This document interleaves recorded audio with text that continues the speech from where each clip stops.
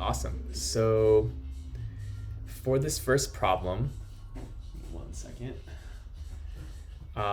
If you guys hear any background noise and it's kind of disturbing, just let me know, and I will address it.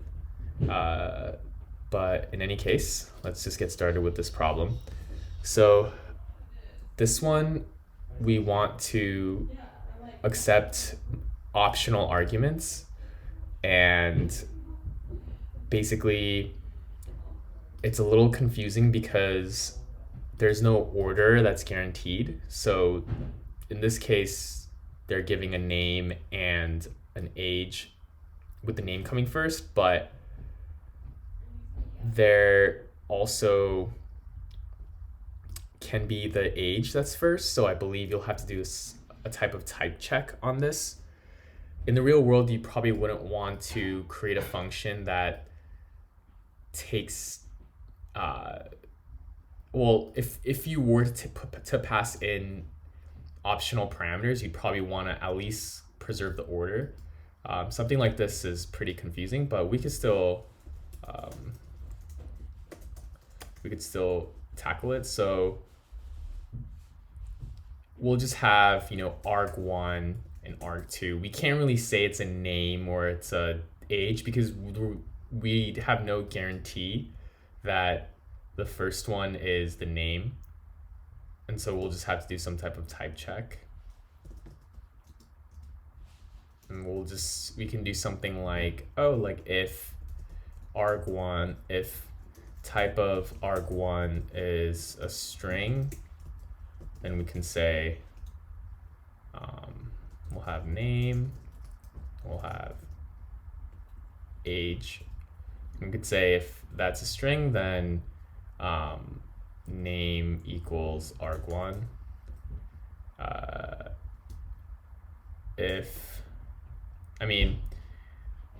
There might be a better way, but I'm just gonna go and check them in order. So if it's a number, and I'm gonna say age equals arg1, and I'll just repeat the same for arg2.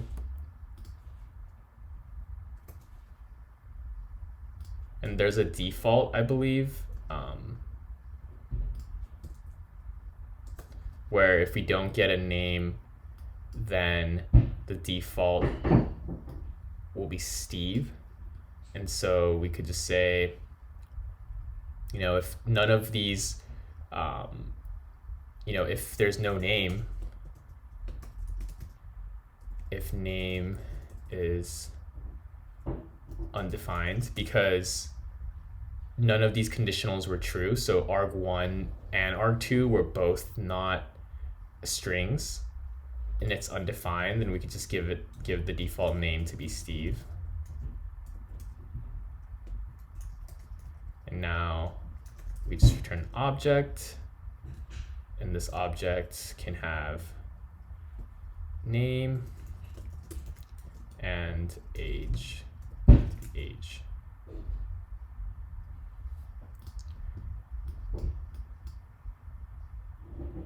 So a couple isn't passing, so it's saying age undefined to equal 0. Oh, okay, so I guess,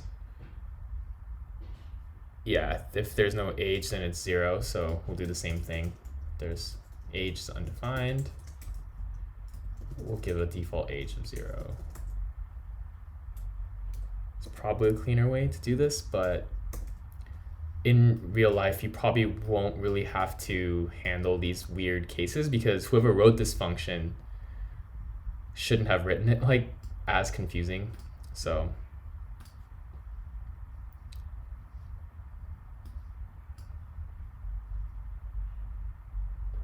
are there any questions on this function? It's a little long. I'm sure if you take a look at the solutions, they might have a shorter, more efficient way, but yeah, this is the first problem. There's no other questions, then I'll move on to this one. This one's challenging. And so I think for problems like this, it's good to break it down into really small pieces. Basically, break this question down into manageable chunks. So it wants us to go through this entire array for each student and then check if one of the days is true, in which case we want to return their name in an array. And so I think there's multiple ways we can approach this problem. One way would be maybe if we could somehow create a function that just, given this array, returned true if any of these days were true, given a string. So for example, we could just break it down into small pieces because this is kind of very nested. So we could have a function that check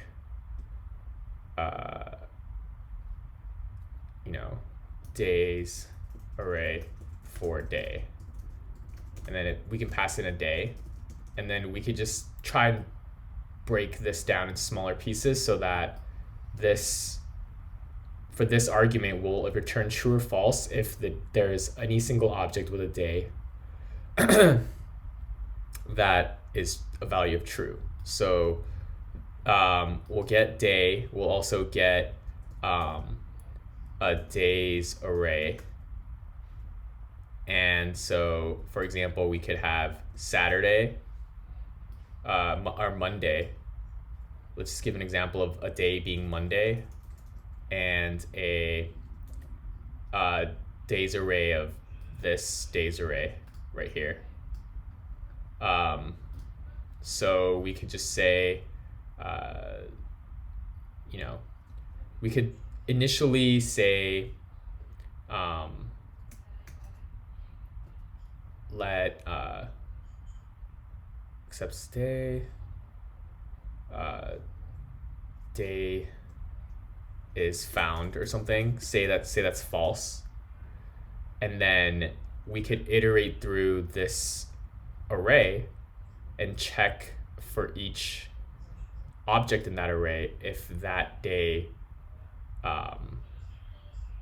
exists and is true.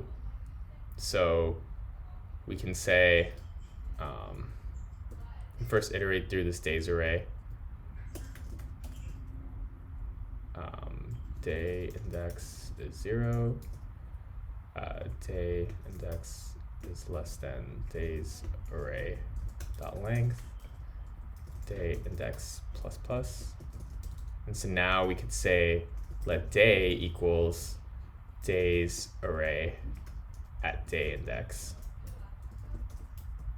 And so an example of what this would look like for the first object, it would be like Monday and true. Like we have that object now as day. And so we could do something like, we could access the property of that day. And so we could say, how do we access, does anybody have any ideas how we could access this property given day? Oh, this is kind of confusing, but we'd say day object. So given this day string of Monday and this object, how would we access this value? Any guesses?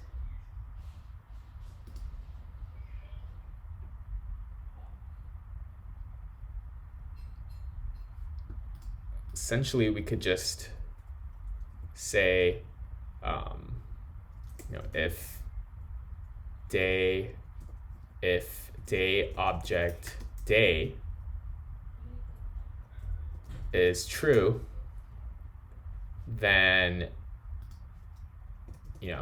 we can return true for this. We're only solving a subset, a small portion of the problem. Where are the examples at?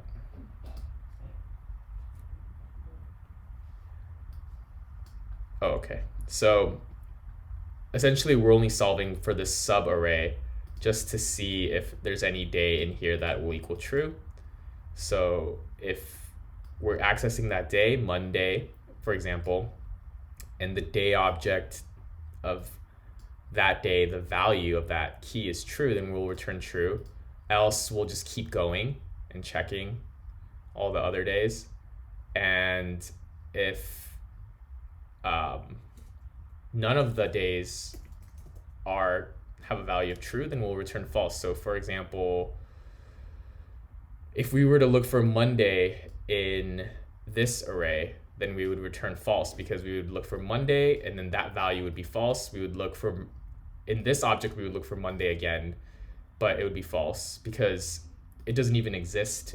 Monday doesn't even exist in this object, so it would just be undefined, and undefined does not equal true. So that wouldn't go into this conditional block. And then it would keep going through all the days until we're done with that array, and then it would just return false, that it's not, that day for that person is not able to be found. So we could use this smaller function to solve the larger problem. So now we have that function. So now we just need to go through each person, and then for the value of that person, the person being the key, for the value, we just need to pass this value in to this function, because we're breaking it down to smaller chunks. And then once we have depending on whether we get true or false, we can put their name into the array of what we want back. It's a little tricky. There's another tricky step, is basically we now go through each, so we have part of the solution. So let's just write out in English what we want to do to basically solve the outer portion. So first we can just create an array of names to return, and then have it just be an empty array. Then we basically have to iterate through each student in the classroom. And for each student, so each student's gonna look like, it's gonna have a name and an array.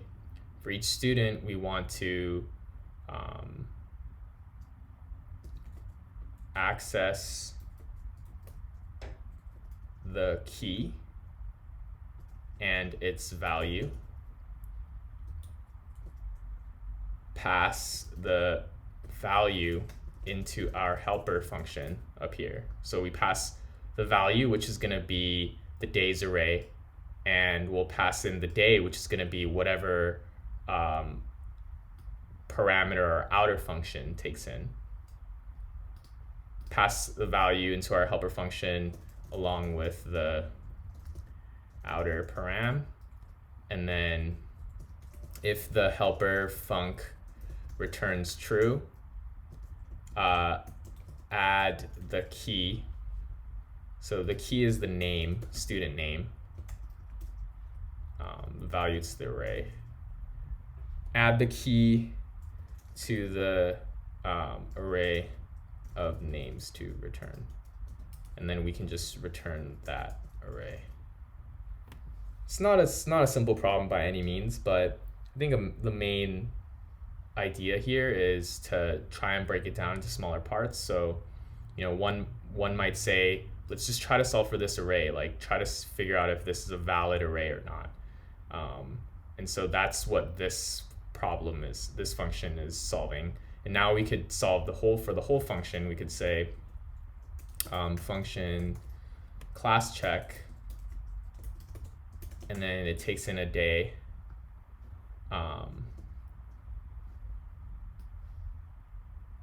and I guess this is global. Okay. So it takes in a day. And then we create an array of names to return. So we could say, passing student names, just have it be an empty array. And then we could say we need to iterate through each student in the classroom. So classroom is itself an array, so we'll iterate through that array. Student index starts at 0. Index is less than or classroom dot length, and then I plus plus, or student index plus plus. And then now we'll say our student is classroom student index. So that's our student. So it looks like this Marnie with an array. So for example, the first one would be Marnie, and it would be an array of her days. And so now we're pretty close. Now we just need to somehow unpack the name Marnie. And we could do that by just saying let student name equals object.keys student. And that's going to give us an array with Marnie's name in it. And then we could just say, there's only going to be one key. So we could just say the first index, and that's going to be the string Marnie. And now we could access the value. How do we access the value? Are there any volunteers as to how we could? Now we have the student name, and we also have the student. How could we access this array and then pass it into this function up here?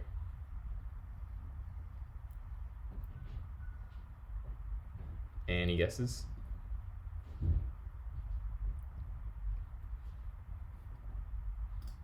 Basically, we would need to, I think we have someone, pass the day in.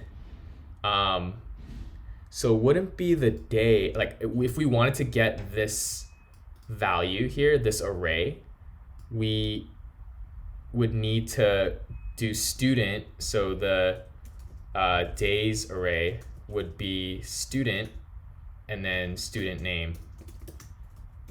Because now we're accessing, we have the student here, and then we have, if we wanted to put their name, then we have their name as well, Marnie, because student name is a string called Marnie.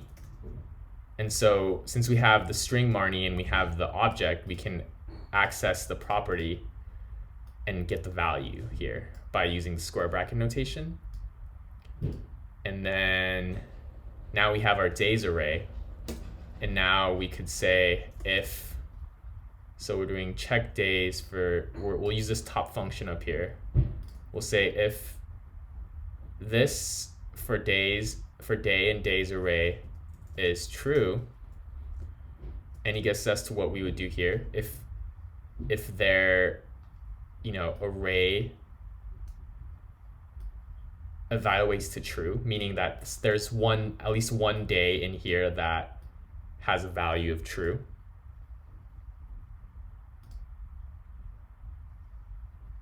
Any guesses what I need to do in this case? Because I have this array of student names up here.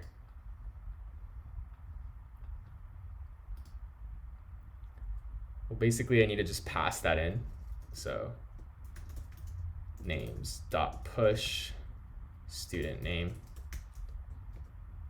And that means that that student is a valid student. Yeah, Ranfi, you're on the right track. And here we could just return the passing student names. And yes, that should be it. I think I need to define my function below the code so that it can have access to this. Let's try it out.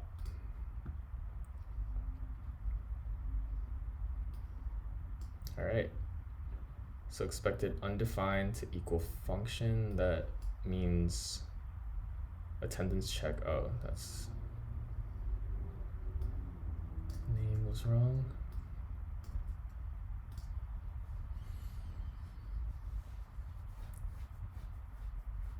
Yeah, it looks like it's passing. So important thing, if you guys are confused with all this object nested properties and such, I would say, it'll come through with practice, but I think a more important concept here is to make sure to try to write it in English what you're trying to do, but also breaking a problem down into smaller parts. So initially when we look at this problem, it looks very intimidating because the data structure is very nested and it's a little unclear where to even start. So we could just start from, what this is asking. It's saying, like we know we have to manipulate this somehow, this array. So why not just create a function to just only do that? And like, it'll be a cleaner function as opposed to like one really long function that's really confusing. Maybe just break it out into two functions and then use one of the helper functions in your main function so that it doesn't get too confusing, and just handle this small array first and then have the outer function handle the entire outer array. But yeah, if this was challenging, it is supposed to be challenging. So yeah, that's pretty much it for the review. If there are any questions, feel free to ask. There's also the solutions that should have been released.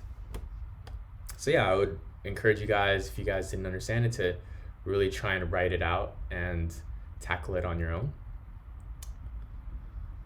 Okay, so we're gonna can I go over last Friday night? Sure. Last Friday night. So for this, we just want to add all of the amounts together. So what we would do is go through each object in this array and then just add this amount to a default or an initial amount that we set to be 0, and then we just sort of add to that number. So we just have last Friday night, and it takes in an array of transactions, and then we have we would just say the amount to be 0 initially because we need to add to it, but we need something to add to. We can't just start adding to nothing, or we are adding to 0, but 0 is different than like something that doesn't exist. So we still need to create some type of wallet, or this is like a digital purse you can think of. And then we just need to go through each transaction.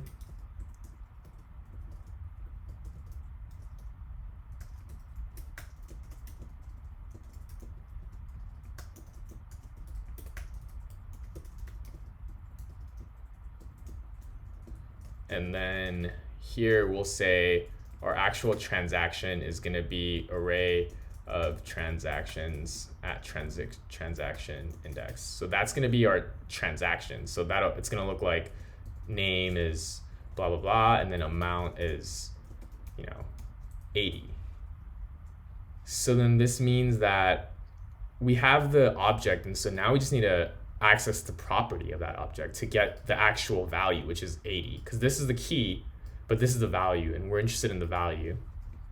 So now we just do amount plus equals transaction dot amount.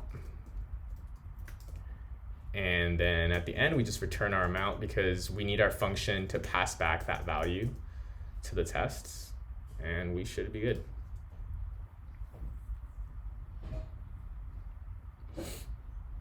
Array of transactions not defined. Spell that. I is not defined. This is a habit of mine. Yeah, that is it.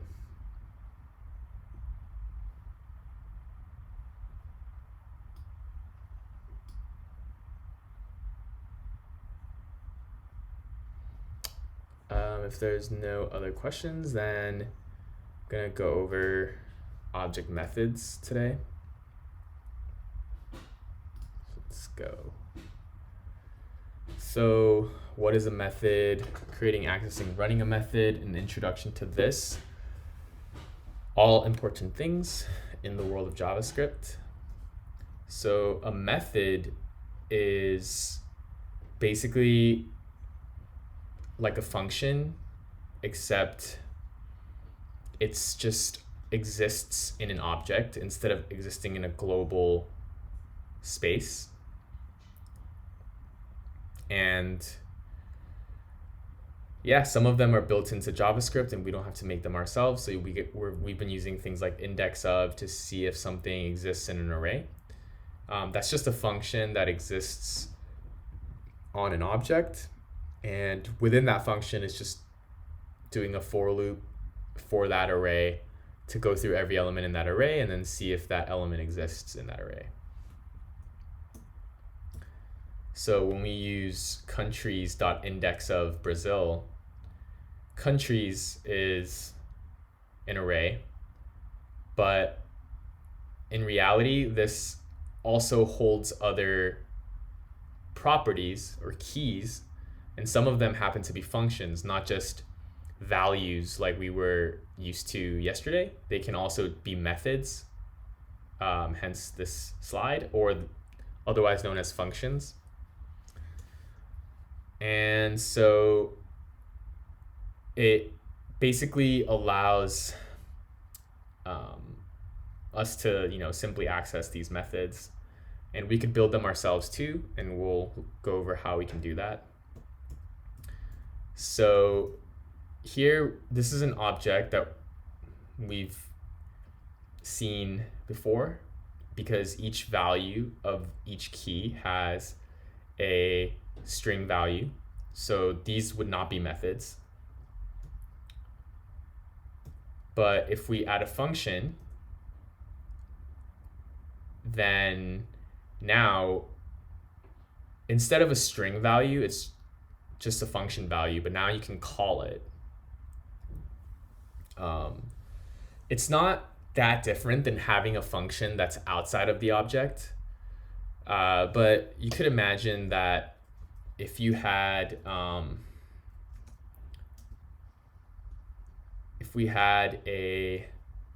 why we would even want to do this is, let's say you had a function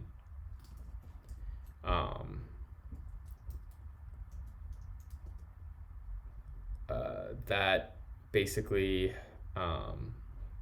think of an example here, like basketball functions, or let's say we had a function called dribble and we just dribbled. And then let's say we had a function called shoot. Right. And then this is shoots. And then let's say we had a different sport like golf. And so, it was swing.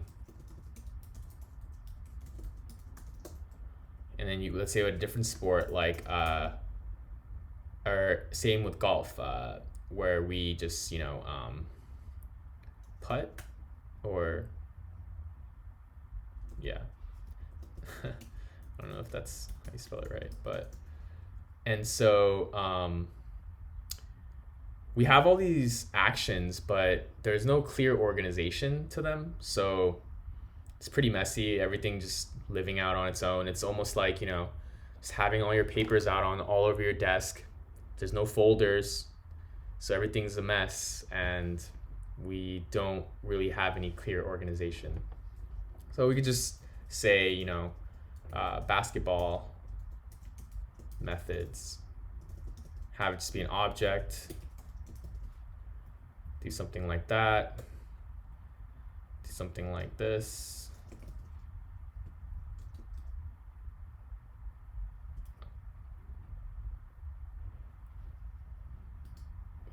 Why is this complaining? Function, dribble, console log, dribble, shoot. A sec. Oh.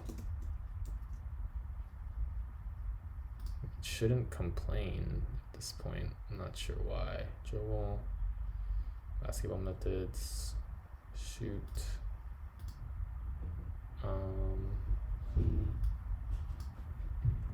Just try moving this.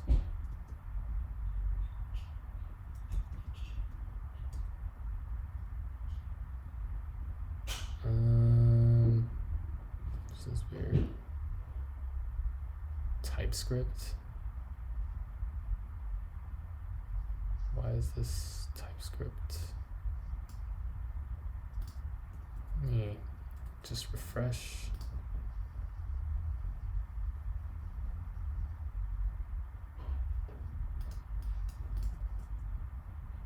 Okay, I think it's better. And so now we could also have golf methods. And Ranfi said we don't need the function name, and you're completely right, you don't. So we can just have swing, and we can just take this out. And we can have putt. We can take this out too. And now it's a little more organized now. So hooray, these are methods on objects, and now we can do something like if we wanted to swing, then we could do something like golf methods dot swing. I don't know why it's not auto completing for me. Oh, there it is. And then we could do golf methods dot putt, and so on and so forth.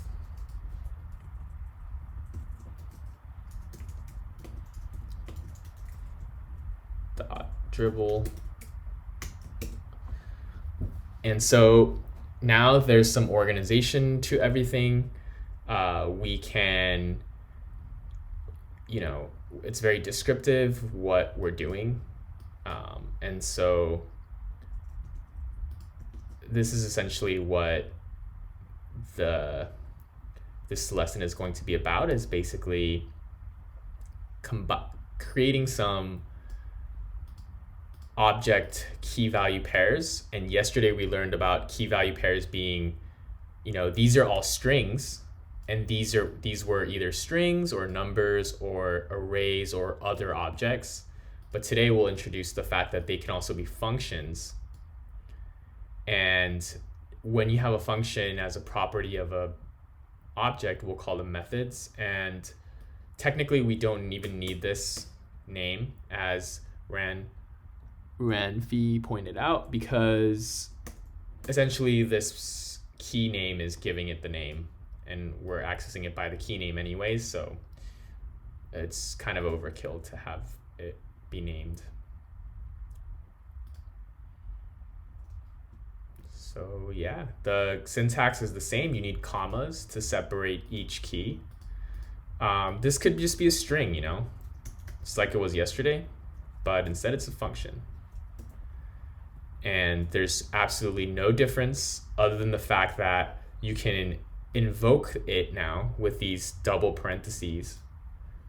But if it was just a string that said shoot, then we couldn't invoke it. It would break because it would say basketball whatever is not a function, so we can't do that.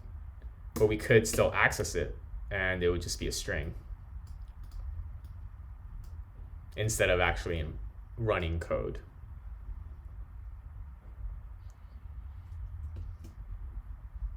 So yeah, that's pretty much methods. What else is there about methods? So yeah, it's really good to create methods that have to do with that object itself. So for example, this is just purely for organizational purposes, but let's say we had object that was a comedian, just real world objects, and he had like a list of hobbies.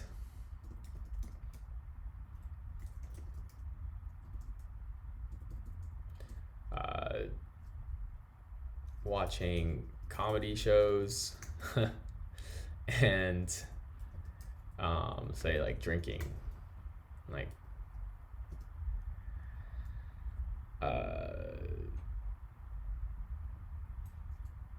being I don't know.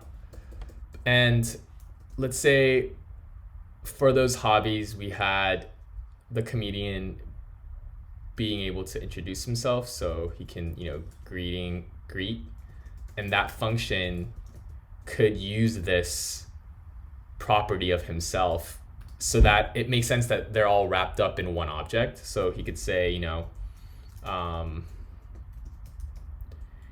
my hobbies are, and then we haven't, let's just say he had one hobby. I don't want to confuse with array methods right off the bat. So my hobby is comedian.hobby.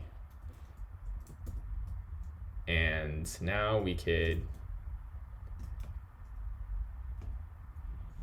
are there any guesses what we would log out when we did comedian.greet? What would come out on the console?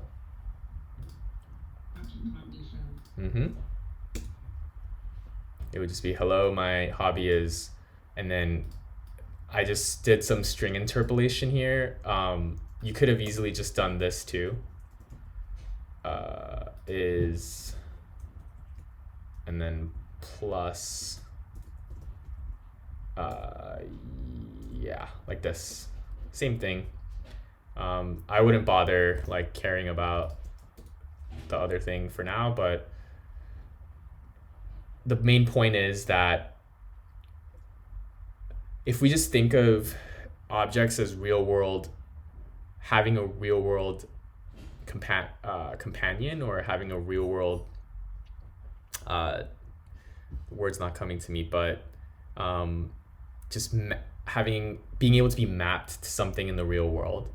We could imagine that a person has a bunch of traits like an age, and a hometown, but they also have actions that they can do. Like they can, comedian can,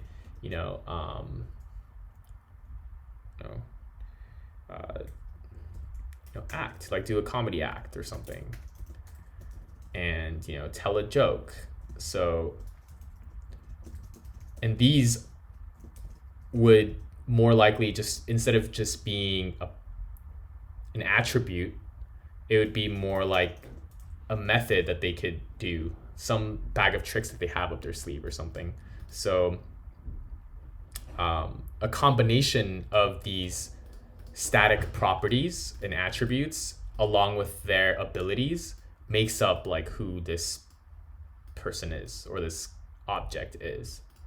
And so it would make sense that these functions, because they're on this object, in some way utilize these properties that are also on the object. Now they don't have to, but you could imagine that if this greeting didn't even use his hobby, but you could imagine that if it just said hello as like a generic greeting, then maybe this greeting shouldn't live here because it's so generic.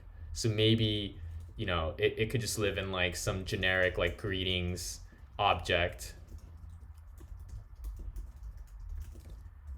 and then it just and then we could just pull it in from like greetings dot generic greeting, because it doesn't really have a need to be inside the comedian, so it could be more reusable, one could imagine, if it was in some other generic place that other places could grab from, instead of having to repeat it in, a comedian and a firefighter and a policeman to just repeat that function, and copy it over in all those different places. But if this were to use, attributes of the object, then it would make sense to live on at this level.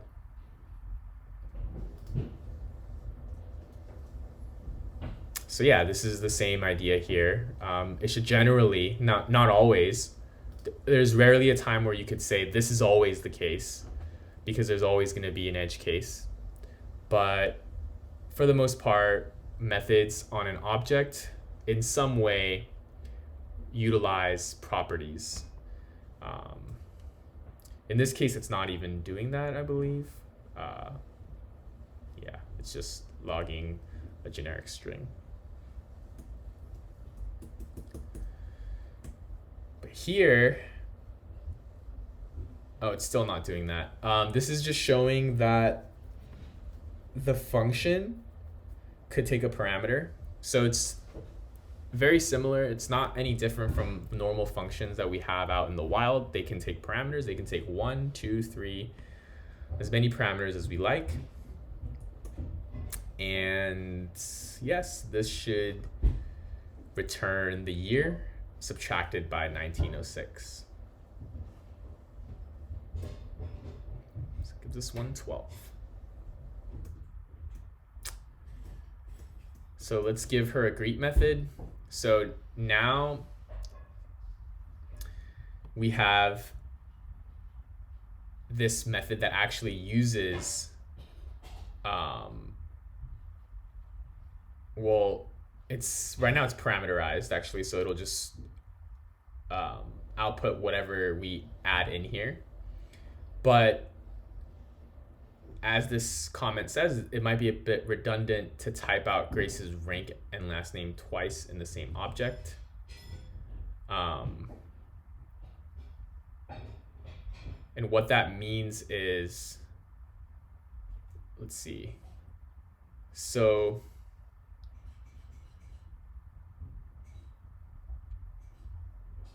I'm not sure what, it's a bit redundant to type out Grace's rank and name and last name twice in the same object.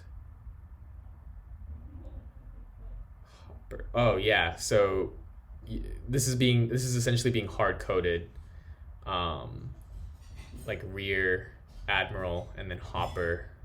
So rear admiral is the rank and Hopper is the last name.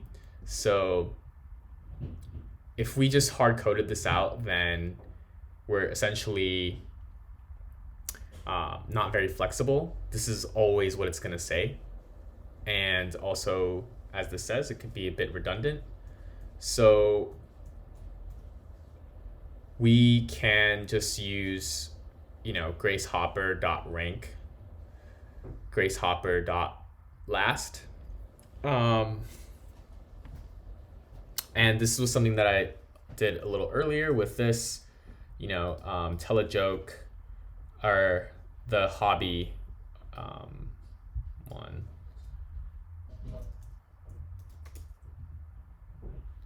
And then you just say return, hi, I am, comedian.age. So then that, as you can see, you're building up this thing by accessing properties on that object. Years old or something. And that's sort of like what's happening here. They're using gracehopper.rank, gracehopper.last. And you could do this, even though it may kind of appear that this hasn't been completely initialized. At this point, you still have access to the outer object. So here, when we do greet, any guesses as to what this would log? When we add Gabe as the parameter?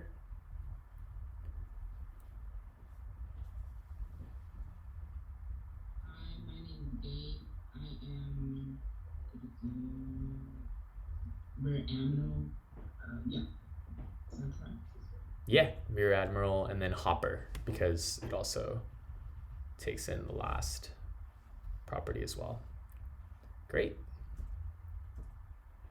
So everything seemed semi straightforward until now, but now we'll get introduced to something called this, and this trips a lot of people up in the language.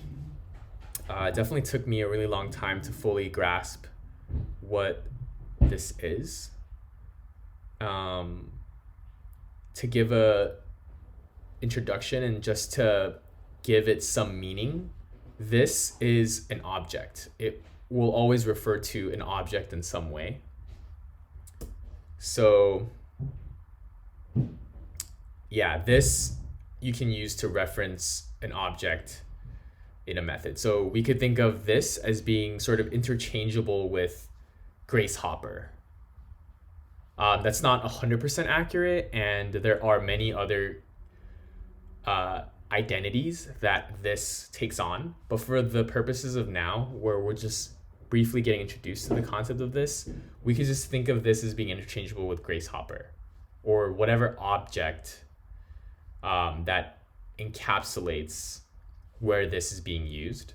So, for example, we could just do something like this, and this will be substituted with Grace Hopper. So we could just think of this as being Grace Hopper in this case. But why this is powerful is because this is a variable.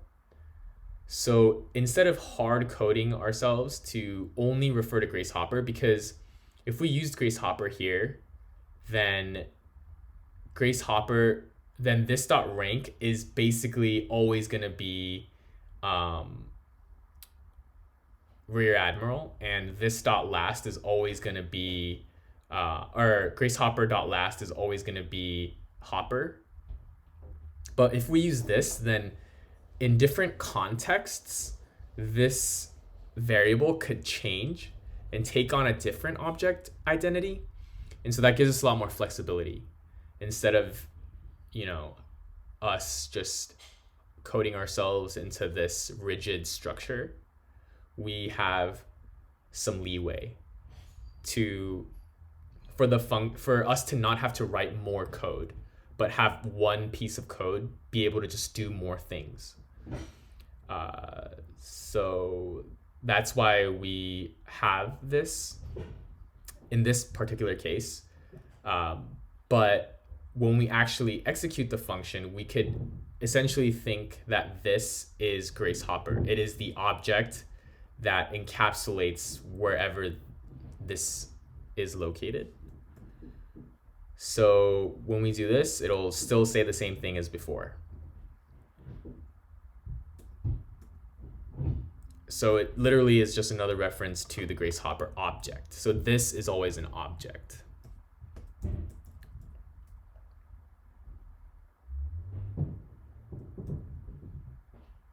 So anybody want to take a guess as to what this would log to the console?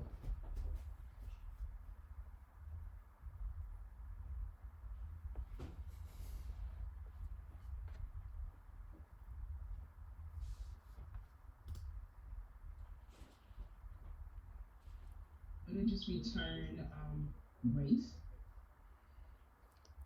Yes, yeah, it would. Because this is just Grace Hopper in this case. Great job. And I'm not even 100% sure what this would return to object this. Yeah, I believe this would be true because it's the same object. Yeah. Cool. So let's do something. Let's do another couple examples. So any guesses as to what this would log?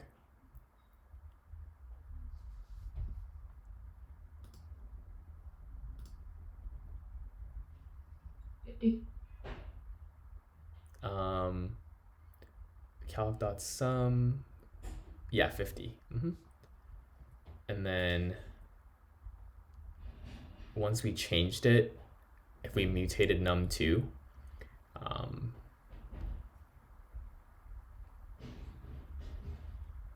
any takers?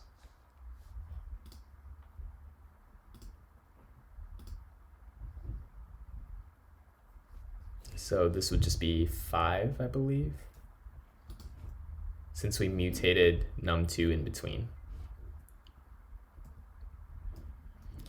Cool. So there's a lot more to this, but I'll just go over a quick example of it being useful, like actually useful. So let's say we had a generic greeting, and this will just say, hello, my name is this dot name, right? So, or hello, my name is this dot name. So now we could do something like if we had the name of Conan,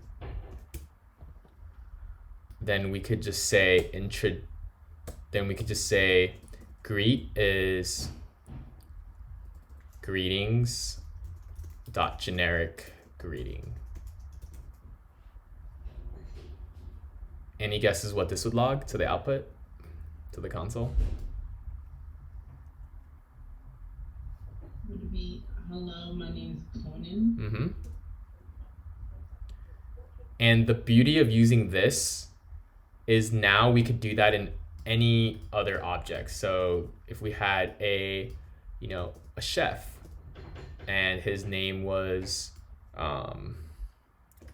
Gordon, right? Then we don't even have to change this. We just do chef.greet. And now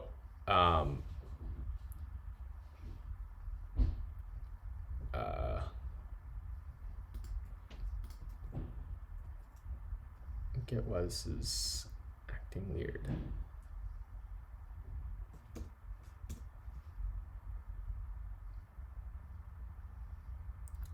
I wonder why this isn't logging though. Let's see. It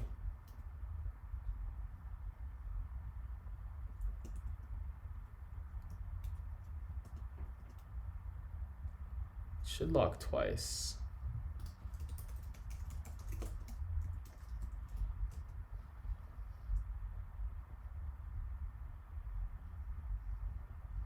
Hello, my name is generic greeting. Greet. Anywho, the point was that basically this is a variable, so it can take different values, whereas if we hard coded ourselves into doing something like hello, my name is chef.name, then we would need to create another one for comedian to do comedian.name instead of just writing it once and using it in different places. We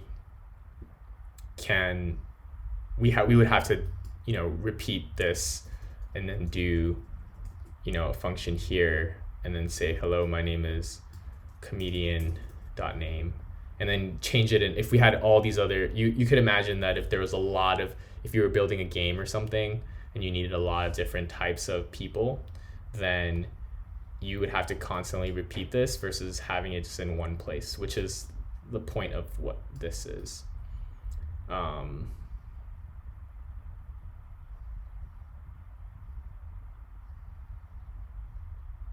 Let me try this.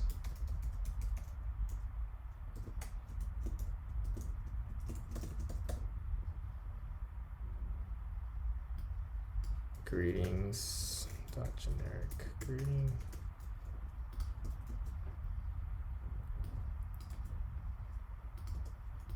Yeah, this should log 2 names. Okay, cool. It's because I was returning, but yeah, now we can use the same thing, and how beautiful is that? It's one, killing two birds with one stone.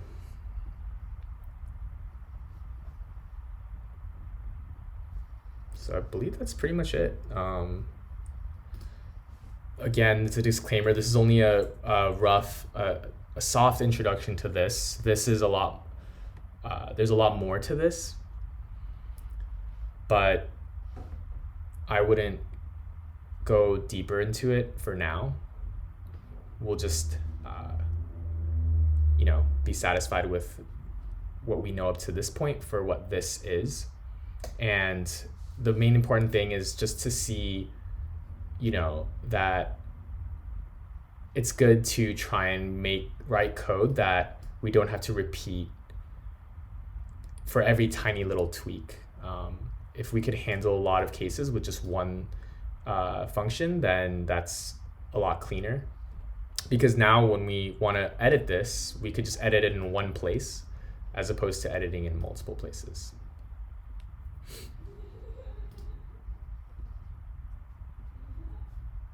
So I believe that is it for the lecture.